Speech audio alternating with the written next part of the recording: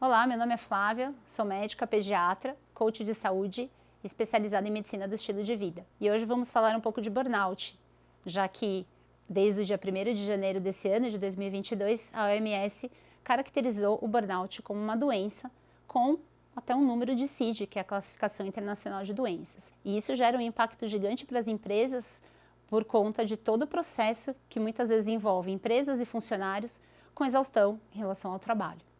Então, é um assunto que sempre teve importância e cada vez mais vai ter, e esse passo da OMS veio trazer ainda mais base para esse aprofundamento, do entendimento do que é o burnout, das consequências dele. Então, o primeiro conceito foi de 1974, mas em 99 foi caracterizado com 3 pilares: exaustão emocional, despersonalização e falta de realização pessoal.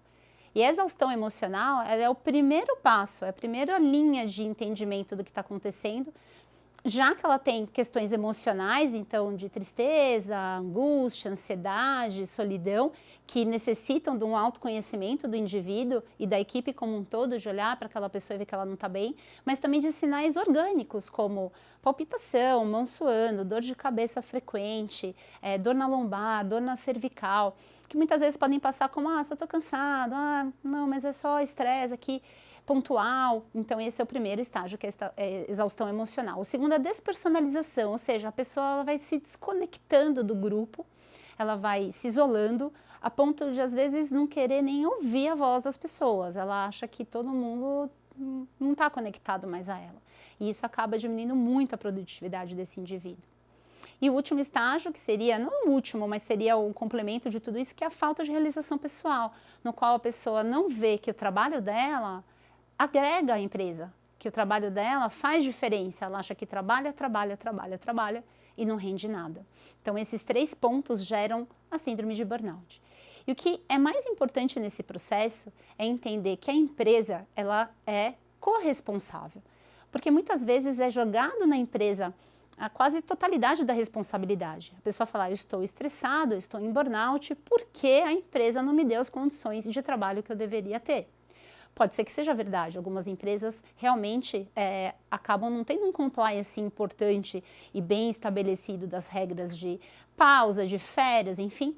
Porém, existe a autorresponsabilidade, ou seja, o funcionário ele também tem que entender que ele precisa se conhecer e se responsabilizar por muitas das coisas que acontecem com ele no trabalho e não jogar toda a culpa na empresa. Então, é uma coparticipação de culpa. E isso gera um movimento no qual a empresa tem que enxergar isso de uma maneira mais ampla, olhar o indivíduo como parte dessa engrenagem empresarial e construir junto com ele uma visão compartilhada. E as grandes empresas, as empresas visionárias, elas conseguem construir uma visão compartilhada, ou seja, uma meta no qual todo mundo se sente engajado e motivado através das visões pessoais. Ou seja, não é uma visão compartilhada que vem do alto, de cima para baixo, na qual os funcionários têm que simplesmente aceitar aquilo e nem sempre aquilo faz sentido. Pode ser que seja uma frase bonita de visão, né, de propósito das empresas para pôr na parede, mas que no final das contas não mexe lá dentro, não traz o comprometimento, a conexão entre os funcionários e a empresa. Mas Flávia, isso pode ser muito romântico. Não, gente, não é. Existem muitas questões que podem ser tratadas de dentro da empresa para trazer esse bem-estar geral para os funcionários. E aí eu falo dos funcionários todos. Eu estou falando desde o CEO até o porteiro. Todo mundo tem que estar engajado e entender qual é essa visão compartilhada. E aí eu gostaria de mostrar para vocês 2 livros que agregam muito nesse aprofundamento de como o burnout impacta nas empresas. Um deles é esse aqui, que é a Quinta Disciplina. A Quinta Disciplina ela fala do pensamento sistêmico. E o que seria o pensamento sistêmico? Seria essa visão global, onde tudo se conecta. Funcionários, ambiente, sociedade, produto, tudo. A quinta disciplina é o pensamento sistêmico, mas as outras disciplinas englobam o domínio pessoal, que é o que eu falei de autoconhecimento, engloba os modelos mentais, ou seja, as premissas que a gente tem na cabeça e que muitas vezes impactam no nosso rendimento, na nossa visão relacionada à empresa e a si mesmo. A visão compartilhada, que é esse propósito comum, funcionário e empresa. O aprendizado em grupo, ou seja, todo mundo entender que o que é aprendido na empresa vai gerar um fluxo para todos, individual e geral. E a quinta disciplina, que é o pensamento sistêmico. Falando agora um pouco de tratamento e prevenção, pensamos muito em relação a, às vezes, não, a pessoa que tem burnout, ela precisa ir no psiquiatra, ela precisa de terapia.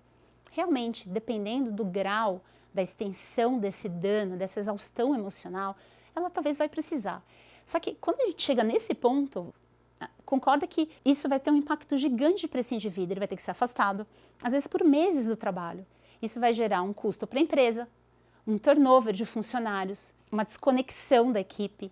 Então, para não chegar nesse ponto, onde você precisa encaminhar para uma psicoterapia, existem passos antes disso, através da construção do bem-estar. E o que é essa construção do bem-estar? Como assim, Flávia? A empresa tem que ser férias?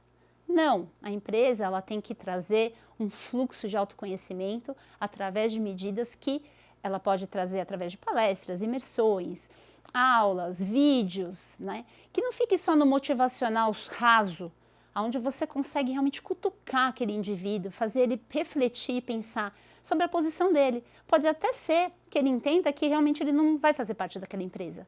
E aí é um peso morto que você está tirando lá. Ficar segurando o funcionário a todo custo não é legal.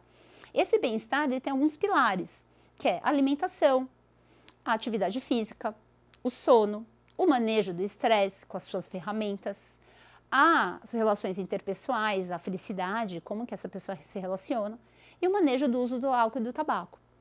Aqui, nesse livro, Médicos na Cozinha, eu fiz o capítulo de burnout, que é um capítulo que fala muito do burnout nos médicos, mas no burnout geral.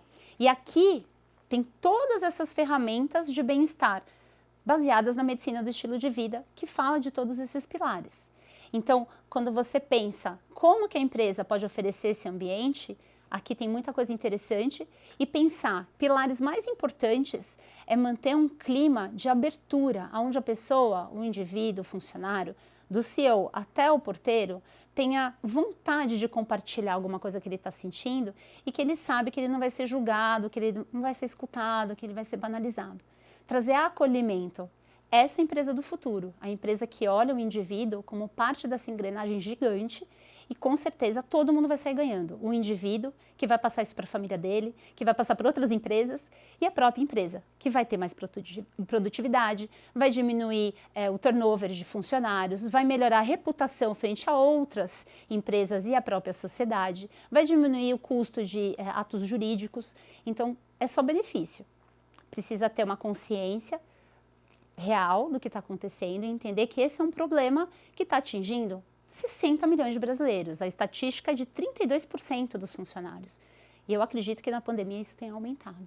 Então fica aí a reflexão sobre como o burnout afeta a empresa, mas o indivíduo, e como isso pode se conectar. Se você gostou do conteúdo, dê um like. Se você gostou do nosso canal, se inscreva nele, ative o sininho para você ter a notificação de quando o vídeo novo entra. Traga perguntas, dúvidas, questionamentos, dicas de livros, aprofundamentos. Se você é funcionário, se você é dono de uma empresa, a gente vai ter o maior prazer de responder para você. Vem com a gente.